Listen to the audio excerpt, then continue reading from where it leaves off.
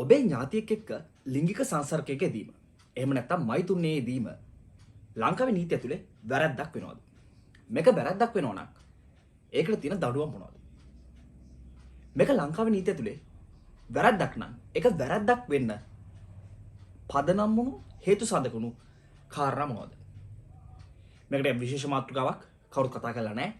අද අපි කතා කරමු මේ විහාබිචාරය. ඔය එකතු වෙලා ඉන්නේ law meets science එක. නීතියේ සෙවණැල්ලේ විද්‍යාත්මක සත්‍යය.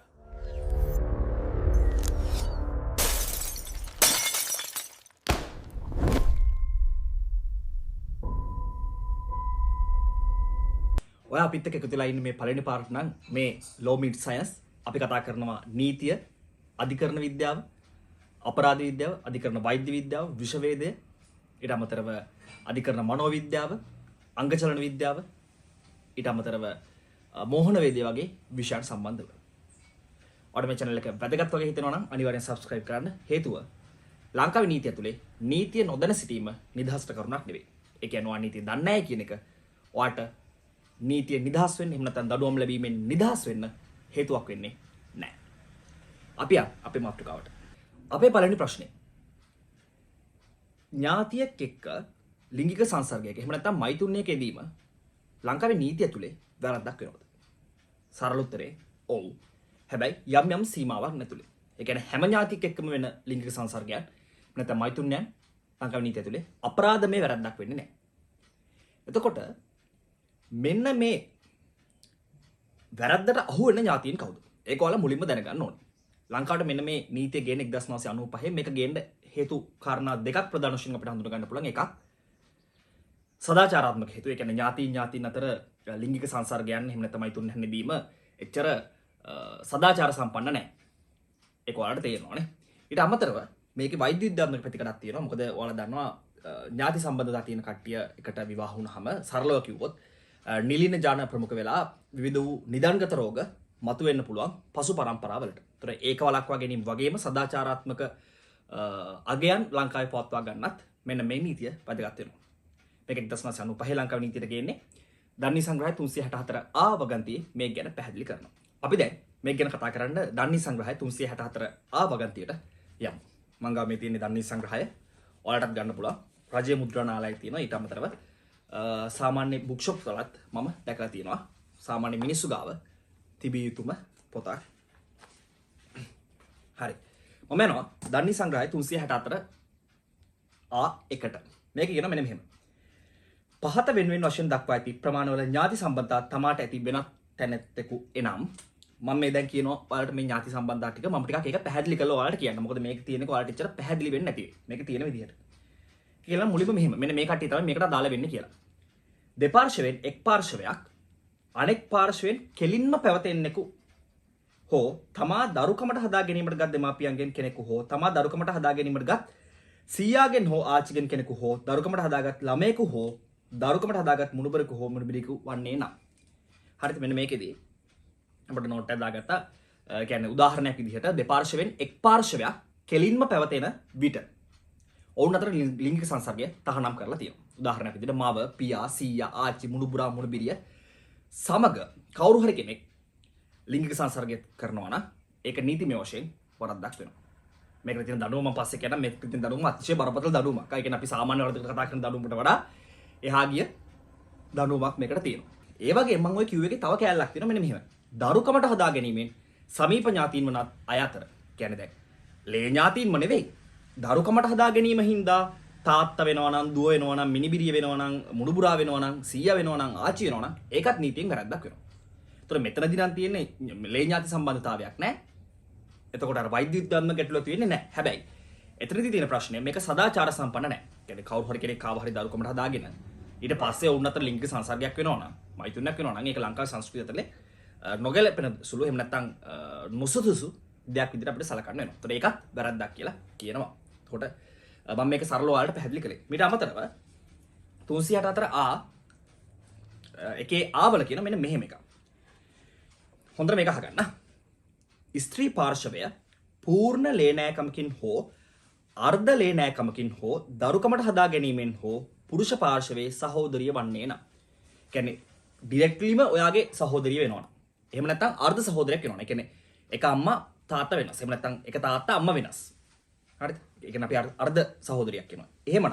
එහෙම නැත්නම් දරුකමට හදා ගැනීමෙන් තමන්ගේ ඥාති සහෝදරියක් වෙනවා. ඥාති කියන්නේ තමන්ගේ සහෝදරිය වෙනවා. තමන්ගේ සහෝදරිය කියලා කියන්නේ දැන් ඔයා තමයි අම්මගේ තාත්තගේ ළමයා. ඊට අමතරව අම්මයි තාත්තයි දරුකමට හදා ගන්නවා තවත් දරුවෙක්ව. ඒතොර ඔය දෙපළ අතර මොකක් හරි ලිංගික සංසර්ගයක් වෙනවා නම් අන්න ඒකත් අපරාධමය වරදක් වෙනවා. වන්නේ නම් හෝ සහෝදරයා හෝ ඊළඟට පූර්ණ ලේනෑකමකින් හෝ අර්ධ ලේනෑකමකින් හෝ දරුකමට හදා ගැනීමේ හෝ පුරුෂ පාර්ශවෙන් සහෝදරයාගේ නැතහොත් සහෝදරියගේ දියණිය වන්නේ නම් හෝ. ඒ කියන්නේ කිසියම් පුද්ගලයෙක්ගේ සහෝදරයෙක්ගේ හරි සහෝදරියගේ හරි දියණියක් වෙනවා නම් ඒක දරුකමට හදා ගැනීමෙන් වෙන්න පුළුවන්. අර්ධ ලේ ඥාතිකමකින් වෙන්න පුළුවන්. ඔවුන් දෙදෙනාගෙන් කෙනෙකුගෙන් පැවතෙන තැනැත්ති ඔහුගේ භාර්යාවට වෙනත් පියෙකුට දාව ලැබුණු දියණියක්. කියන්නේ ඔහුගේ භාර්යාවට වෙනත් පියෙකුට දාව ලැබුණු දියණියක් වන්නේ නම් හෝ ඔහුගේ පුත්‍රයාගේ නැතහොත් බුණුපුරාගේ නැතහොත් සීයාගේ හෝ වැන්දබුව වන්නේ නම් කියන්නේ තමන්ගේ පුතාගේ තාත්තගේ එහෙම නැත්නම් සීයාගේ මුණුපුරාගේ වේවා වැන්දබුව වෙනවා නම් මෙයාලත් එක්කත් ලිංගික සංසර්ගය කිරීම අපරාධමය වැරද්දක් වෙනවා. ඔය විදිහටම දැන් අපි කතා කළේ පුරුෂ පාර්ශ්ව මේ ස්ත්‍රී පාර්ශ්ව පැත්තෙන් අනිත් පැත්තේ පුරුෂ පාර්ශ්ව පැත්තෙන් ඔය විදිහටම කියනවා. ඒක මම ලොකුට විස්තර කරන්නේ නැහැ පොඩ්ඩක් අහගන්න. පුරුෂ පාර්ශ්වය පූර්ණ ලේනෑකමකින් හෝ අර්ධ ලේනෑකමකින් හෝ දරුකමට හදා ගැනීමෙන් හෝ ස්ත්‍රී පාර්ශ්වයේ සහෝදරයා වන්නේ නම් අර මම කලින් කිව්ව එකේ අනිත් පැත්ත. වන්නේ නම් හෝ පූර්ණ ලේනෑකමකින් හෝ අර්ධ ලේනෑකමකින් හෝ දරුකමට හදා ගැනීමෙන් හෝ ඇගේ සහෝදරයාගේ නැතහොත් සහෝදරියගේ පුත්‍රයා වන්නේ නම් හෝ ඔවුන් දෙදෙනාගෙන් කෙනෙකුගෙන් පැවත එන තැනැත්තෙකු නම් හෝ ඇගේ ස්වාමි පුරුෂයාට දාව වෙනත් මවකට ලැබුණු පුත්‍රයෙකු වන්නේ නම් හෝ ඇගේ මියගේ දියණියගේ හෝ මිනිබිරියගේ හෝ මවගේ හෝ ආච්චිගේ හෝ ස්වාමි පුරුෂයා වන්නේ නම් කියන අර මම කලින් කිව්වේ මොකද්ද? කිසියම් පුද්ගලයෙක්ගේ පුතාගේ එහෙම නැත්නම් තාත්තගේ සීයාගේ මුණුපුරාගේ වැඳ බිරිඳ එක මොකක් හරි ලිංග සංසර්ගයක් තියෙනවා නම් ඒක අපරාධමය වැරද්දක් වෙනවා. අනිත් පැත්තට කාන්තාවගේ පැත්තෙන් ගත්තත් තමන්ගේ පුතාගේ එහෙම නැත්නම් තමන්ගේ දුවගේ තමන්ගේ මිනිබිරියගේ එහෙම නැත්නම් තමන්ගේ මවගේ එහෙම නැත්නම් තමන්ගේ ආච්චිගේ ස්වාමි පුරුෂය වෙනවා නම් කියන්නේ මේ ගියාට පස්සේ ස්වාමි පුරුෂය වෙනවා නම් අන්න ඒක නීතියේ තහනම් වෙන බව. මේක අපරාධමය වැරද්ද. මේක තියෙන දඬුවම යාලි ඊළඟට අහගෙන මම කියනවා. ඊපස්සේ කියනවා වන්නේ නම් එවැන්නෙකු සමග ලිංගික සංසර්ගයෙහි යෙදෙන කබර හෝ තැනැත්තෙකු ව්‍යාභිචාරයේ වරද සිදු කරන්නේ යයි කියනු ලැබේ. මේ ව්‍යාභිචාරය කියන වැරද්ද ඔය කියපු ඥාති සම්බන්ධතා තුලින් නිර්මාණය වෙන්න පුළුවන්. මේ වගන්තියේ සඳහන් කර ඇති යම් ඥාති සම්බන්ධතාවයක නීත්‍යානුකූල භාවයෙහි යම් දෝෂයක් එනම් වළංගු විවාහයක් හෝ වළංගු දරුකමට හදා ගැනීමක් නොතිබීම වැනි දෝෂයක් තිබීම හේතු කොටගෙන ව්‍යාභිචාරී වරද කෙරෙහි බලපෑමක් හෝ ඒ වරද ප්‍රතිෂේධ කිරීමක් සිදු නොවන්නේය. ඒ කියන්නේ මෙහෙම. මේක පොඩ්ඩක් පැහැදිලි කරනවා. ඔයාලට මේක තියෙන එකම එකපාරට කියවම තේරෙන්නේ නැතුව ඇති කියලා හිතලා. මම දන්නවා ඔයාලා බුද්ධිමත්. ඔයාලට තේරෙනවා මම පොඩ්ඩක් පැහැදිලි කරන්න. මේකද කියන්නේ මෙහෙම. මේ දැන් අපි ඔය විවාහත් එක්ක නෝ ඥාති සම්බන්ධය ඇති වෙන්නේ. එහෙම නැත්නම් දරුකමට හදා ගැනීමත් එක්කත් ඇති වෙන ඥාති සම්බන්ධතාවවලදී ව්‍යාභිචාරය කියන වරද උත්පාදනය වෙන්න පුළුවන්, නිර්මාණය වෙන්න පුළුවන් කියලා මම දැන් මොහොතකට කලින් කිව්වා. එතකොට දැන් අපි තුමුකෝ විවාහයක් හින්දා තමයි මේ ඥාති සම්බන්ධතාව නිර්මාණය වෙලා තියෙන්නේ. තුරාව ව්‍යාභිචාරයේ වරදට අහු වෙලා තියෙනවා. ඔයාට ඒකට කියන විත්තිවාචකයක් විදියට එහෙම නැත්නම් නිදහසට කරුණක් විදියට කියන්න බෑ. මේ සිද්ධ වෙලා තියෙන විවාහය වළංගු විවාහයක් නෙවෙයි. ඒ හින්දා අපි අතර මෙහෙම සම්බන්ධයක් ඇති වෙන්නේ නැහැ. ව්‍යාභිචාරයේ වරද වෙන්නේ නැහැ කියලා. ඒ වගේම අපි තුමු දරුකමට හදාගත්ත කෙනෙක් එක්ක තමයි මේ සිද්ධිය සිද්ධ වෙලා තියෙන්නේ කියලා. එතකොට අපිට කියන්න බෑ මේ වැරද්ද කරාට පස්සේ මේ දරුකමට හදා ගැනීම නීත්‍ය අනුකූල නැහැ. කියන්නේ මේ දරුකමට හදා ගැනීම නීත්‍ය අනුකූල සිද්ධ වෙලා නැහැ. මෙතන වරදක් වෙලා තියෙනවා. ඒ හින්දා මේ වරද සංස්ථාපනය වෙන්නේ නැහැ කියලා විත්තිවාචකයක් විදියට එහෙම නැත්නම් නිදහසට කරුණක් විදියට අධිකරණයට කරුණු දක්වන්න මේ වරද කරන කට්ටියට හැකියාවක් ලැබෙන්නේ නැහැ කියලා තමයි මේ කියන්නේ. ආයිත් මම කියනවා මේ වගන්ති සඳහන් කර ඇති යම් ඥාති සම්බන්ධතාවයක නීත්‍ය අනුකූලභාවයේ යම් දෝෂයක් එනම් වළංගු විවාහයක් හෝ වළංගු දරුකමට හදා ගැනීමක් නොතිබීම වැනි දෝෂයක් තිබීම හේතු කොටගෙන ව්‍යාභිචාරී වරද කෙරෙහි බලපෑමක් හෝ ඒ වරද ප්‍රතිෂේධ කිරීමක් සිදු නොවන්නේය. ඊට පස්සේ ඔන්න දැන් විශේෂම කැල මම කියනවා මෙන්න මේකේ ඔයාලා මේක කළොත් ඔයාලට ඇතිවන ප්‍රතිපාක එහෙම නැත්නම් ඔයාලට දෙන දඬුවම් මොනවද කියලා.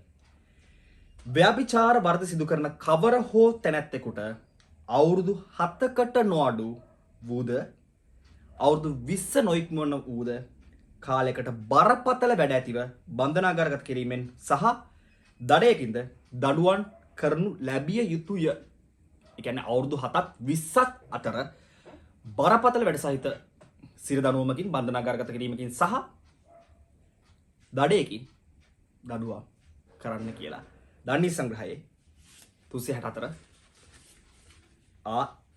හි ඔයාලට කියලා තියෙනවා. කියන්නේ බලය ලබා දීලා තියෙනවා. ඊපස්සේ ඒකේ ආවල කියනවා ව්‍යභිචාරය සිදු කිරීමට තැත් කරන කවර හෝ තැනැත්තෙකුට අවුරුදු 2ක් දක්වා දීර්ඝ විය හැකි කාලයකට දෙආකාරයෙන් එක් ආකාරයක බන්ධනාගාරගත කිරීමෙන් දඬුවම් කරන ලැබී යුතුයි. ඒ කියන්නේ ව්‍යභිචාරය සිද්ධ වෙලා නැහැ. හැබැයි ඒක සිද්ධ කරන්න තැත් කරනවා. ව්‍යභිචාරය සිද්ධ කරන්න තැත් කරනවා.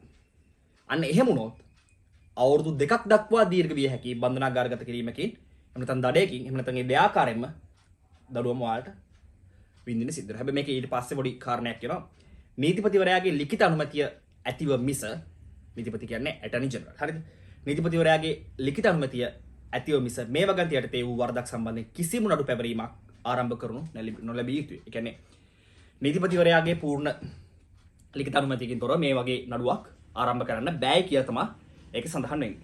මේකෙදි මම විශේෂයෙන් ඔයාලට කියන්න ඕනේ මම මේකේ ඔය ස්ත්‍රී දූෂණය කියන එක ගැන කලින් කතා කරලා තියෙනවා. ඒතර ස්ත්‍රී දූෂණය ගැන මම කලින් කතා කරලා තියෙදි ස්ත්‍රී දූෂණය සහ මේ ව්‍යභිචාරය කියන එක දෙකක්. ඒතර ස්ත්‍රී දූෂණයකදී කාන්තාවගේ කන්සෙන්ට් එක මේකට හම්බෙන්නේ නැහැ. يعني කැමැත්ත හම්බෙන්නේ නැහැ.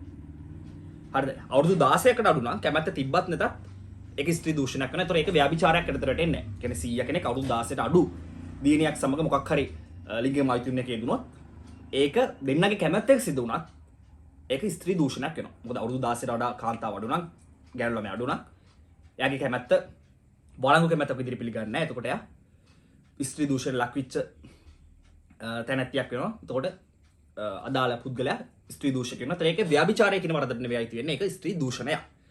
ඒ වගේම අපි හිතමු අවුරුදු 20ක කාන්තාවක් එක්ක අපි හිතමුකෝ ඔය වගේ මං කියපු ඥාති සම්බන්ධතාවයක් තියෙන කෙනෙක් ලිංගික සංසර්ගයක දෙනවා. දෙන්නගේ කැමැත්ත ඇතිව. අන්න එතකොට ඒක ව්‍යභිචාරී වරදක් වෙනවා. දෙන්නම වරදට යටත් වෙනවා. හැබැයි ඒ තහනම් ඥාති සම්බන්ධතාවය තිබ්බට ස්ත්‍රියගේ කැමැත්තකින් තොරව නම් මේ කියන ලිංගික සංසර්ගය එහෙම නැත්නම් මෛතුනිය සිද්ධ වෙන්නේ ඒක ස්ත්‍රී දූෂණයක් වෙනවා. කියන්නේ මෙතනදී අතිශය වැදගත් කාන්තාවගේ කැමැත්ත කියන එක. කාන්තාවගේ කැමැත්ත නැත්තම් කොන්සෙන්ට් එක නැත්තම් මොකද වෙන්නේ? ඒක ස්ත්‍රී දූෂණයක් වෙනවා. අවුරුදු 16ට අඩු නම් ඒ දරුවගේ ඒ දැරිවිගේ කැමැත්ත තිබ්බත් ඒක ස්ත්‍රී දූෂණයක් වෙනවා. මම මේ කතා කරන්නේ අවුරුදු 16ට වැඩි කාන්තාවක් එක්ක ඇගේ කැමැත්ත ඇතිව තහනම් ඥාති සම්බන්ධතාව තියෙන කට්ටිය ලිංගික සංසර්ගයක යෙදුනොත් මෛත්‍රියක යෙදුනොත් අන්න ඒක වරදක් වෙන කාරණය ගැන. එතකොට අර අකමැත්ත තිබ්බොත් ඒක ස්ත්‍රී දූෂණයක් වෙනවා. හරි. මේකෙදි තව විශේෂ දෙයක් කියන්න ඕනේ. මේකේ මම ඊළඟට වීඩියෝ එකක් ගෙනවා ඔයාලට අවුරුදු 16ට අඩු ස්ත්‍රියක් එක්ක ලිංගික සංසර්ග ගෙදුනොත් ඒක ඇයි වැරද්දක් වෙන්නේ? ඇයි ඒක කැමැත්ත පිළිගන්නේ නැත්තේ? එතකොට අවුරුදු 16ට අඩු නම් පිරිමි ළමයාත් ඒකෙදි ඇති වෙන තත්ත්වය මොකද්ද කියන එක ගැන. ගොඩ දවසකින් වීඩියෝ එකක් දැම්මේ මම හිතන්නේ මාස 3කට කිට්ටුයි. ඒකට හේතුව A levels මේ මෑතක් වෙනකන් තිබ්බා. එතකොට මම භෞතික විද්‍යා දේශකයෙක් විදියට ඒ ළමයින්ගේ පස්සෙන් සැහෙන්න හිටියා. ඉන්න උනාමට එතකොට එක ටිකක් බලන්න ඒ වගේ මමත් එක්සෑම් ගොඩාක් ලියනකම හිටියේ කාර්යබහුල වෙලා හිටියා. ඉතින් වීඩියෝ එකක් ගේන්න පරක් වීම ගැන සමාව ඉල්ලනවා. අපි දැන් ආයේ මට පුළුවන් ටිකක් නිදහස් මොකද A levels පටන් ගන්න ලබන සතිය වෙද්දි. එතකොට ටිකක් අපි නිදහස් වෙනවා. ඊට පස්සේ අපිට පුළුවන් මේ විදිහට දිගටම වෙනද වගේ පුරුදු විදිහට මේක කරගන්න. ඔයාලට අවශ්‍ය මොනවා හරි මාතෘකාවක් දැනගන්න තියෙනවා නම් නීතිය සම්බන්ධයෙන්, අධිකරණ විද්‍යාව සම්බන්ධයෙන් යටින් කමෙන්ට් එකක් දාන්න. අපි අලුත් වීඩියෝ එකක් හම්බෙමු. එහෙනම් හැමෝටම ජය වේවා.